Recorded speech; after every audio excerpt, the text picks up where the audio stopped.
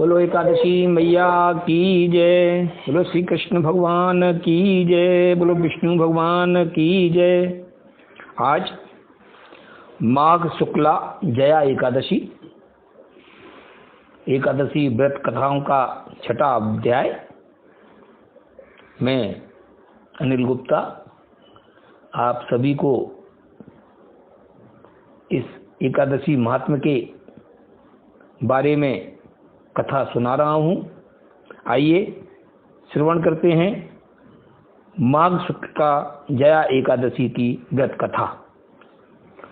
इतनी कथा सुनकर धर्मात्मा युधिष्ठिर भगवान आनंद कंद मुरली मनोहर से कहने लगे कि हे जगदीश्वर, अब मुझे माघ शुक्ला एकादशी की कथा को सुनाने की कृपा कीजिए।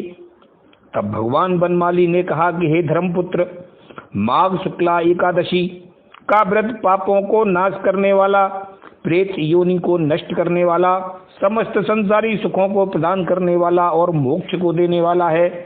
हे राजन, इस एकादशी का नाम जया है, अतः यह जप भी प्राप्त कराया करती है।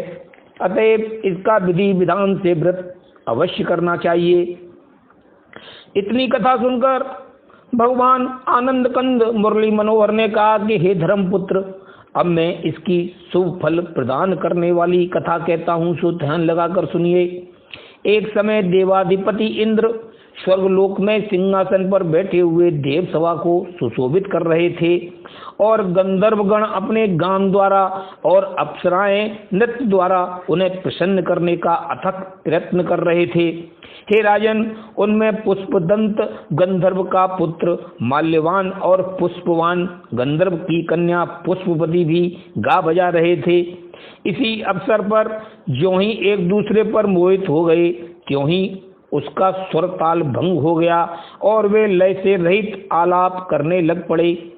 हे धर्मज्ञ, उनकी यह दशा देखकर राजा इंद्र ने क्रोधित होते हुए कहा कि अरे पापियों, शास्त्रकारों ने लिखा है कि जब तक स्त्री पुरुष का आपस में विवाह विधि विधान से नहीं हो जाता, तब तक प्रत्येक स्त्री को अपने से अधिक आयु वाले को पिता, अपने से कम आयु वाले को पुत्र और अपने समान आयु वाले पुरुष को भाई के तुल्य समझते हुए कामासक्त नहीं होना चाहिए। और इसी प्रकार प्रत्येक पुरुष को अपने से अधिक आयु वाली को माता, अपने से कम आयु वाली को पुत्री और अपनी समान आयु वाली स्त्री को बहन के तुल्य समझते हुए उसे कभी खोटी नजर से नहीं देखना चाहिए। परंतु तुम दोनों ने धर्म का उल्लंघन कर विवाह से पहले ही एक दूसरे को पति पत्नी के रूप में समझते हुए काम के वशीभूत हो गए हो। इसीलिए तुमको श्राप दिया जाता है कि तुम अभी मृत्यु लोक में जाकर पिशाच योनि को प्राप्त हो जाओ। हे पांडुनंदन, इंद्र के ऐसा कहते ही माल्यवान और पुष्पावती पिशाच योनि को प्राप्त होकर हिमालय पर्वत पर पागलों की तरह विचरने लगे। उस समय उनकी किसी प्रकार की संज्ञा नहीं थी। हे राजन, इस प्रकार उनको नाना प्रकार के कष्ट भोगते हुए जब बहुत समय व्यतीत हो गया, तो एक दिन इतनी अधिक ठंड पड़ी कि उनका शरीर पाले के समान जम गया। हे राजन, उस समय वे सर्दी से ठिठुरकर दांत बजाते हुए बड़े दुखित हो रहे थे और अपने कुकर्म की याद कर पश्चाताप करते हुए जगदीश्वर से इस प्रकार प्रार्थना कर रहे थे कि हे भगवान, हे दीन बंधु दीन हितकारी, हम आज से प्रतिज्ञा करते हैं कि कभी भी भूलकर कोई कुकर्म नहीं करेंगे और कभी किसी स्त्री पुरुष को पाप दृष्टि से नहीं देखेंगे।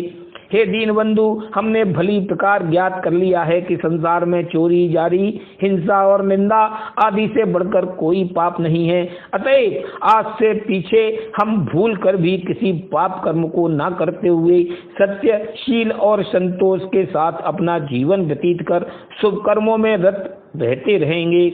हे धर्मपुत्र, उन दोनों पिशाच योनि वालों को इस प्रकार प्रार्थना करते करते हुए माघ शुक्ला दशमी की रात्रि व्यतीत हो गई और दूसरे दिन प्रातःकाल जया एकादशी का दिन आ गया।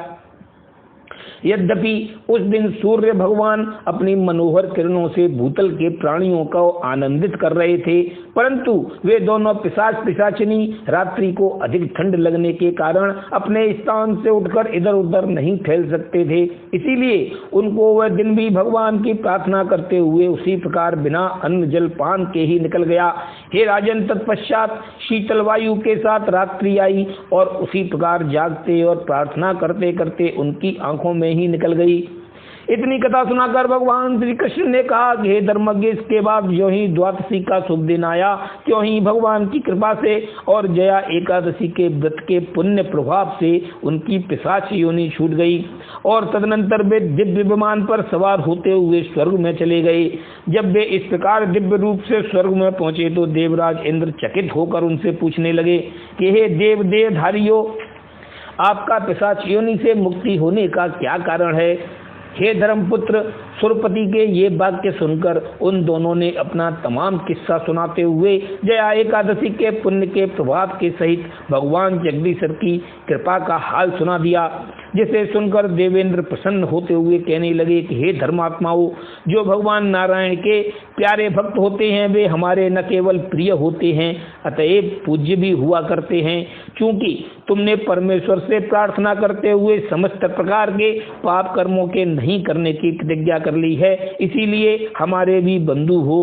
हे कौन्तेय, इसके बाद सुरपति ने शास्त्रोक्त विधि से उनका पाणी ग्रहण संस्कार कर दिया और इसके बाद वे भगवान के भजन के सहित शुभ कर्मों में रत रहते हुए आनंद से अपना जीवन व्यतीत करने लगे।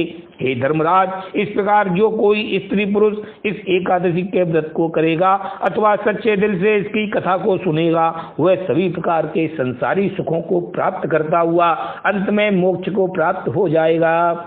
इत भवश्योत्तर पुराणे माघ शुक्ला जया एकादशी व्रत कथायाम षष्ठमो अध्याय समाप्ति। बोलो श्री एकादशी मैया की जय, बोलो श्री कृष्ण भगवान की जय, बोलो विष्णु भगवान की जय।